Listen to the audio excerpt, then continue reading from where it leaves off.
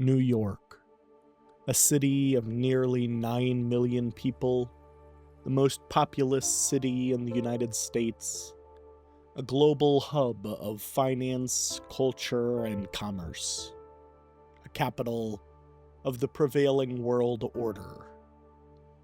It was this status that has, over the course of decades, made the city the perfect target for those looking to make a statement, looking to upset that order. Which of course was exactly why Dr. Gordon Amherst, a radical eco-terrorist, chose to unleash his modified smallpox virus there. Tainting various dollar bills, he distributed them across the city on the busiest shopping day of the year, Black Friday. Its long incubation period allowed it to spread far and wide, from shoppers to each of the city's boroughs and beyond, with no one any the wiser. As symptoms began to emerge, it was as if suddenly the disease was everywhere. Medical clinics and hospitals suddenly found themselves flooded with patients, and within days a state of emergency was declared by federal authorities. All efforts were made to lock down the city and contain its spread. Travel was restricted, public transit suspended, and the public ordered to shelter in place. Regardless, the disease spread.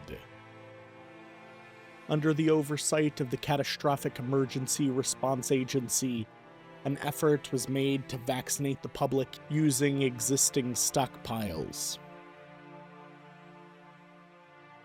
Numerous emergency clinics were opened across the city, distributing medical supplies and personal protective equipment, and the heart of the city was transformed as an effort was made to construct a sealed-off, self-contained sick zone.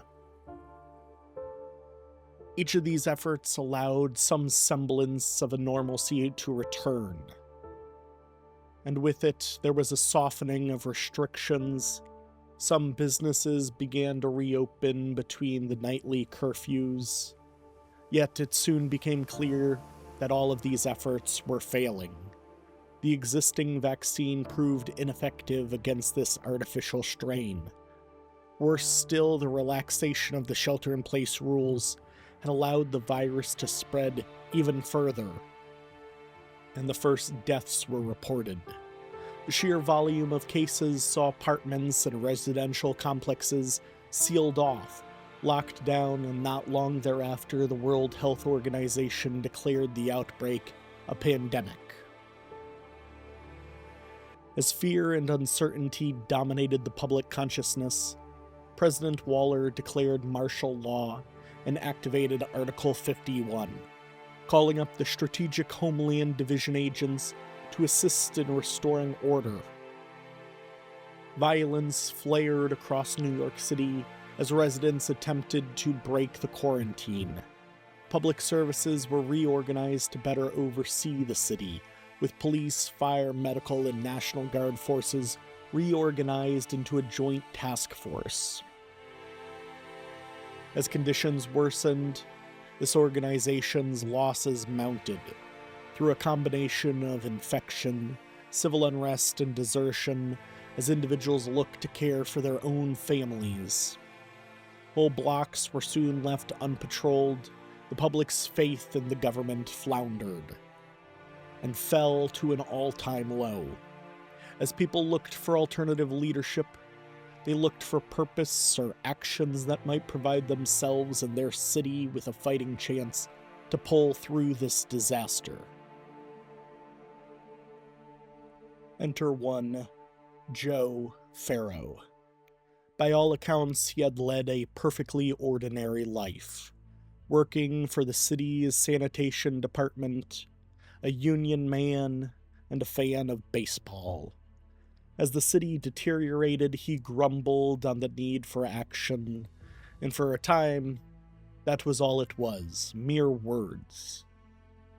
But with the death of his wife to the virus, he was consumed by grief, that grief turning to rage, a rage against the JTF, against the government, and of course against the damned virus. His grumbling turned into a call for action, and while some thought it was more of the same, he began recruiting folks with similar views into a new crew. This search emphasized individuals with usable skills, engineers, electricians, and those who had previous military service, promising each a new purpose, that they could do what the government had failed to do, that they would do what no one else was willing to do, that they would save their city from the sick. To that end, they accepted that those already infected could not be saved, and to leave them as they were would only allow the disease to spread. More importantly, they accepted that while the JTF and medical services pursued some far-off vaccine or medical solution, that there was already a cure at hand, the cleansing power of fire. From its onset, this cleaners movement was divided into various cells, each operating across the city from makeshift bunkhouses, in part a direct response to much of their membership being made up of individuals who commuted into the city and found themselves stranded by the quarantine, and in part an effort to provide mutual security as the city fell into chaos. Each cell was largely responsible for securing or otherwise improvising their own weapons, with many constructing improvised incendiary bombs and flamethrowers, with a smaller collection of conventional firearms, pistols and rifles that they had either previously owned or scavenged from dead rioters or JTF. And at least in some cases, they were able to negotiate access to firearms and other supplies by exchanging their unique and varied skill sets. The cleaners' knowledge of the city's underground, its pipeworks, its electrical grid, were unmatched, allowing these cells to travel across the city, avoiding lockdowns and checkpoints. Their first attacks against quarantined residential complexes decimated the inhabitants, leaving their charred corpses and uncontrollable fires in their wake.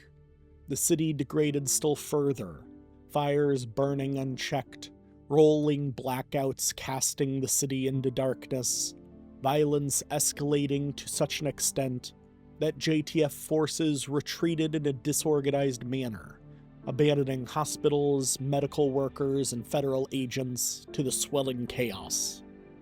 One such individual, a Vivian Conley, an agent of the Strategic Homeland Division, was recovered by the cleaners in a state of near death. Her burning hatred for the virus that took her family, for the JTF that abandoned her, combined with her technical and strategic knowledge, saw her inducted into the cleaners organization, where she immediately set to work refining the cleaners' weapon production. To this end, the organization engaged in a greater centralization, particularly in regards to the production and development of their napalm-like concoction. They experimented with a variety of recipes, drawing on resources that could be easily scavenged from across the city. As these efforts bore fruit, mass production was organized out of an abandoned construction site. These new weapons saw the cleaner assaults escalate, targeting medical facilities, quarantined residencies, refugee camps, and any who displayed any signs of sickness, hunting them down across the city and beneath it, leaving burned-out ruins and mounds of smoldering corpses in their wake. The ruthlessness of their continuing assaults led the cleaners to become a major target for government forces. Eventually, these forces learned of the cleaners' napalm production facility. They descended upon the facility, destroying its manufacturing equipment, killing dozens, including Joe Farrow. Not long thereafter, these agents would discover an experimental weapons production site in the city's underground, where cleaner forces worked to convert a fire truck into a mobile siege platform, equipped with a large-scale flamethrower and incendiary mortar. The cleaners' efforts were halted before they could ever see the light of day, and between the resource costs, the blocked roadways, and of course the fire engine's failure in defeating division agents sent against it, such future projects were abandoned. Yet, this was not as devastating as one might expect. The cleaners' leadership gap was quickly filled by Vivian Conley. The ideological fervor persisted, passed along by veteran cleaners to newer recruits drawn from across the city. Of a far greater concern was the organization's dwindling fuel supplies. To resolve this issue, she relocated central operations to the Lower East Side to a beached oil tanker. There she restarted the refinery process, and over time the site was fortified. Garbage trucks and scrap metal fences were installed across the perimeter. It was connected to the city's underground, making it easily accessible to cleaner crews, and allowing their movements to be much more easily concealed from prying eyes. Makeshift bridges were constructed to control movement across the tanker, creating natural chokeholds and easing defensive positions should the ship ever be attacked. And on its deck, a fire tower was constructed capable of targeting most of that upper level with fire as a last-ditch defensive emplacement. Under Conley's leadership, the cleaners were in many ways transformed into a more effective fighting force. Her tactical expertise, combined with a cadre of veteran cleaners, allowed for better training and greater specialization of their forces. In general, they had accrued or constructed higher quality weapons, and their forces adopted the use of automated warfare. They utilized drones to get around entrenched positions, firebombing their opponents from above, driving them into the open.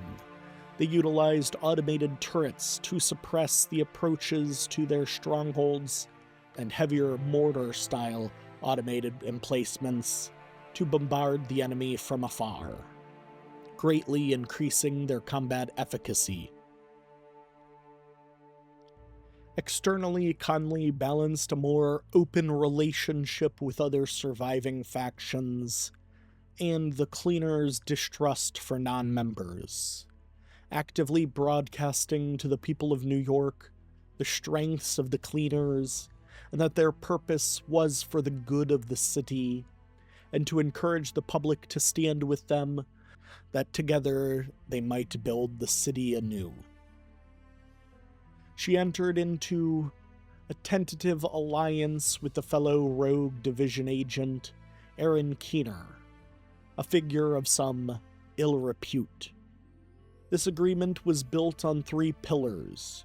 First, that Keener would provide her the location of Vitaly Chernenko, a Russian virologist whom she believed played a crucial role in the development of Amherst virus. Second, that she would be provided information on JTF quarantine sites and camps located across the city. And finally, should the previous terms be met, she would lend her forces to support other members of Keener's cabal. Keener held up his end of the bargain, providing information on such sites, and perhaps most importantly to Conley, the location of Vitaly Chernenko. And though her forces failed to achieve their goal in killing Chernenko, she actively accepted working with Keener. It was at this point that the alliance proved Conley's undoing. They were incentivized into attacking a JTF shelter in Lower Manhattan, a site that JTF records showed to be clean of infection, and there, through electronic echoes, data assembled from various local devices, government forces were able to reconstruct conversations that provided them with a clear location of the cleaner's new headquarters. The assault was swift, cutting through the site's initial defenders, destroying its connection to the city's underground, crippling its oil refinery and killing numerous cleaners, before finally setting upon Conley herself, where she would be wounded in battle, and unwilling to become a prisoner, she chose to end her life, her body being left just as charred as those of her victims. Following her death, the cleaners were once again bereft of a prominent leader, and with their central fuel production facilities destroyed, it was widely believed that they were a scattered and defeated force. But ideas are hard to kill, and theirs is a simple idea. Burn away the sick, burn away the disease. In the days and months that followed, it became clear that the cleaners and their movement persisted, with reports of cleaner activity across New York City and as far south as Washington, D.C. It is unclear as to whether these actions were taken by survivors who had escaped into the underground or independently acting cells, just as it's unclear whether these actions were independently organized or the directives of some new leader. What can be said definitively is that the cleaner activity during this period was largely disjointed and ineffectual, was often directed by outside forces and circumstances than any likely existing plan. Eventually, new leadership did emerge in the form of a man named Richard Danvers, something of an enigma as a figure, with little record of his existence prior to his service with the Cleaners. His leadership rested upon two critical components. The first, the establishment of a new fuel processing facility, and the second, the development of new technologies to support their mission. To that end, they experimented with new formulas for napalm, eventually succeeding with a product they termed the Purple Flame. It was a chemical cocktail that carried over the adhesive and flammable qualities of earlier batches of napalm, but also proved quite corrosive, burning through metal and ballistic plating with ease. The next step was to test this accelerant in combat conditions. And strangely, rather than testing the compound in a local operation, a cleaner force was dispatched to the outskirts of Washington, D.C. There they besieged the Merritt Estate, a mansion converted into a housing center in light of the virus. And ultimately, their forces there were defeated, but not before proving the success of this new formula. In addition to this Purple Flame, they had developed new defensive emplacements, automated turrets and launchers that could defend their facilities with far greater ease. Having demonstrated the effectiveness of this Purple Flame, the Cleaners moved to mass-produce the chemical, to that end occupying and restarting the abandoned H5 fuel refinery. Resupplied and spirits high, the Cleaners marched on Brooklyn, displaying a ruthless drive and a cold determination not seen since their organization's founding, willing to cleanse Brooklyn no matter the costs.